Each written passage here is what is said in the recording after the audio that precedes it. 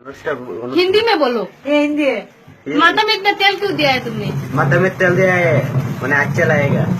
अच्छा लगेगा दिखने में। देखने में अच्छा लगेगा। और तुम्हारे पैर में चप्पल क्यों नहीं है? चप्पल नहीं है, लगाई थी ना सैंडल नाइक। सैंडल नाइक आज कितने बेर खाए हो? आइस ओवन खाई थी। सुनिए सुन और शरीर में क्या क्या लगाया? लोशन नहीं लगाया? ना। हिंदी में बोलो। हिंदी में बोलो। रात में कितने बजे सोते हो?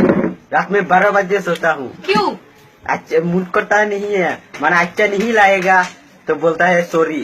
सॉरी बोलता है तो वो गुड मॉर्निंग बाय बाय। और रात में बांध में हारते हो? बांध में हारते हो रात में? रात में आजकल किससे बात करते हो तुम मोबाइल पे? मोबाइल के नहीं बात करेगा, तुम्हारे मोबाइल के किसका अच्छे किसका अच्छे गाना है? मनुष्य लगे बात करेगा, खराब लगे बात करेगा नहीं है। माने जरा अच्छे मनुष्य लगे बात करेगा यार शोल माने बाला तक है। और तुम्हारा घर में तू कितने बजे इतने लेट क्यों सोती हो? इतने घर में सोता हूँ हैं? सोते लागे हुए